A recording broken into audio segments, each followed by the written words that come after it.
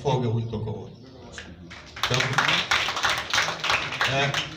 tax ma di leen ñaan rek yenn auditeurs yi yenn journalistes yi yenn parents yi ngeen xam ne dañoo jóg si at mais ñuy jël ma ñuy jël dañoo jóg pour defaraat Jokko FM te yéen ñëpp ñu ngi leen si woo pour que ñu defaraat Jokko FM en tout cas man de kenn du ma si jiitu te pare naa à partir de doxalin bu bees si Jokko ñu def ko mais ànd si ak population de Rufisque yëpp donc loolu laa am. di nuyu les stagiaires yi nga xam ne ñoo waral tey jii bés bi parce que bu amuloon stagiaire defe naa ne tey jii duñ fi toog et di nuyu donc képp koo xam ne rek teew na di wax ne tamit am naa mbégte yi tamit biñ jëlee promotion bi tudde ko Jules Sow mu doonoon koo xam ne itam bi ñuy door rajo bi mook ñun la woon jéego yim si taxawu bi mu si doon taxawu maanaam fi mu féete woon rajo bi ñëpp xam nañ ko daanaka bu équipe du dimanche siiwee moom moo ko siiwal parce que tur bi sax si moom la jóge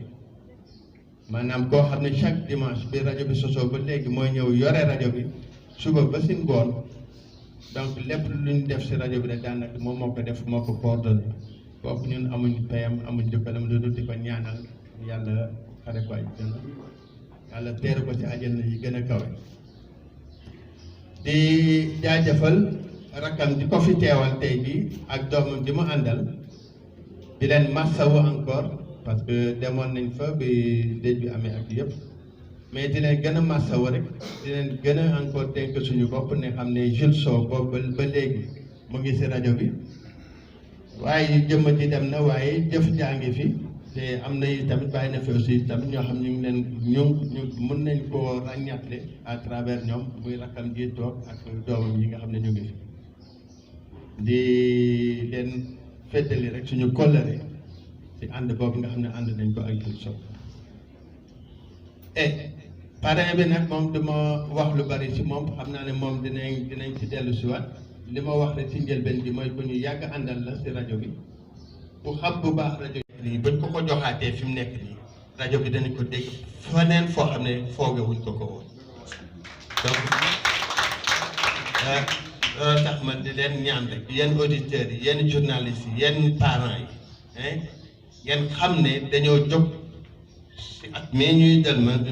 ñuy jël dañoo jóg pour defaraat Jokko FM te yéen ñëpp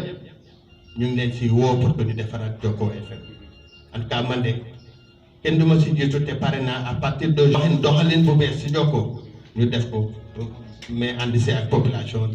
de Rufisque yëpp donc loolu laa am. teew na fi mais nuyoo bi nag dama koy jël teg ko si loxo Ahmed Ba bi nga xamante ne moo ma boole li nga xam ne mooy cérémonie bi parce que Ahmed dès le départ dama oo mu ne ma bayal dama bëgg nga ñëw participer si li nga xam mooy formation bi ma ne du formation facilitateur laa woon nag dama doon ñëw rek échange ak ñoom ak ñi fi nekkoon mais damay rendre hommage ci nga xamante ni lépp loo xamante am na tey am lu ma commencé lépp lu ñu am tey si rajo am na fu ñu ko jëlee lépp lu ñu lekk si rajo am na ku tax ñu lekk ko ndomba tànk bu ñu mën am si rajo am na ku tax ñu am ko te kooku weesuwul ki nga xamante ne moo taxawal le projet Jokko FM muy Boubacar Khalil Ndiaye ba ma soxla ngeen tàcc ko bu baax a baax parce que li mu wax nii dafa xaw a am émotion xam nga lan moo tax parce que lii dañ ko dund dañ ko jaar je me rappelle ci salle de fête en 2003 ñu commencé rajo bi le 11 octobre 2003 fi nga xam mooy CEDEPS ñu toog dégg suñu tur si rajo ñu oo ñu jël nañu diw ñoom Moussa Bouy ak ñoom Babacar Seck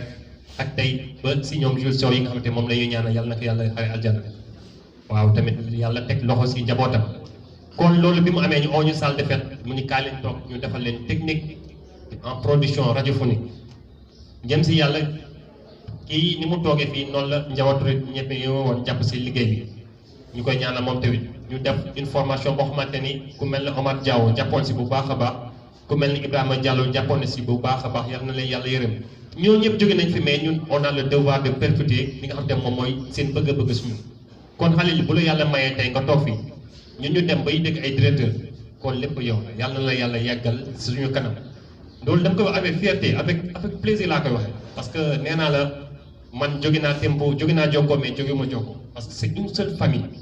Tempo mooy Jokko Jokko mooy Tempo parce que lépp lu fa am tey Babacar Seck bu xëyee Jokko tey dem ba ñu soxla ko ñëw Tempo di ma jàppale kon relation bu rafet moo amoon moo tax tey ma nekk moom tey mu nekk sama responsable technique dafa liggéey ba am solo kon lépp yow la Khalil man ñun mënuñu wax lu dul di la ñaan di wax tamit ñun dañu am devoir de fidélité parce que devoir de fidélité mooy nit ki bu la defalee teraanga parce que bi may ñëw Jokko bëgg nekk journaliste dama ñëw CDEPS laa demoon te maa ngi fàttaliku maman Binte Kébé Diop moo tax mu def rajo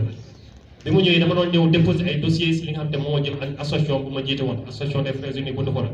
mu ne ma yow ku bëgg journaliste parce que da nga digg tubaab daa ngi lett ma laa nekkoon ma ne yow de da nga ma yéene rek mu ne ma yow teewul ñëw déposer si li nga xam mooy rajo bi war a ubbi fii fekk j'avais vu l'affiche à la mairie de Diamniadio jour bi ma njëkk a gis Ahmed Ba c'était à la mairie de Diamniadio mooy gannaaw mairie bi moo def affiche ñu naan dañu bëgg a créer une rajo te yàlla may na ma bokkoon naa si ñi taxawoon bokkoon si conseil consultatif bu dem bu Jokko FM man bokkoon naa si en tant que jeune bu jógee Diamniadio ma déposé gars yi def test ñu jël ma continuer ba tey ñu def formation ba ñu génn ba li Khalil Ndiaye di wax en 2003 ba tey ñu nekk fi am ay responsabilité am confiance ñun ba tey fu ñu toll tamit dañ naan c'est l'école de Jokko ñun gën nañu fenn fu dul Jokko kon nag sant nañu yàlla yéen stagiaire bi ngeen jaaree Jokko FM parce que c'est l'une des meilleures écoles en journalisme parce que dafay am jot il faut li may wax ñoom li may wax sous le regard si présence ñëpp lay doon ñëpp xam nañ ko ku mel na te ki nga xam te moom mooy ay Moussa Pouy mën nañ témoigner képp ku jaar Jokko foo dem doo rus loolu moo andi loolu si rigueur abnégation passion ba pare tamit c'est une famille donc dafa am solo gis nga climat de confiance bu amulee dans un service dans un organe wala dans un service bu mu mënti am relation yi am diggante xale ñi ak ñun fidélité amitié bi ñu am suñu papa la suñu lépp la Amzo la may wax du ma wax sa Amadou Baye sa Amzo c'est le nom d'animateur bàyyiwul bëri ñu ma koy tuddee mais moom Amzo lay wax pour wan fidélité bi relation bi am ak li nga xam mooy complicité bi am suñu diggante kon li ngeen leen jàngal ñi fi ñoo sa jaar yëpp dañ leen jàngal loo xamante ne dafa leer nañ école boo dem doo rus école laa leen wax de école ngeen jógee Jokko ngeen dem si école du ngeen rus man am naa si anecdote en 2003 en 2013 dama am une formation boo xam ne convention des jeunes reporters ñoo ma ko may ma war a def 3 ans ISEC ma ñëw def 10 ans 2013 maa ngi def sama 10 ans bi ma ñëwee ISEC man leen du ma def première année du ma def deuxième année ñu ne mënul nekk ma ne que troisième année laay def directement soxla ma ñaari at yëpp parce que mën naa def licence directement ñu ne c'est pas possible ki un certain guy mu ne mënul nekk mooy le surveillant xale ci ay relation boole mag kii directeur ISEC muy monsieur Diop bi ma ñëwee mu xool sama dossier mu ne ma ñeme nga loolu ma ne mën naa def licence directement troisième année jox leen ma ko dinaa ko am incha allah bi ma ñëwee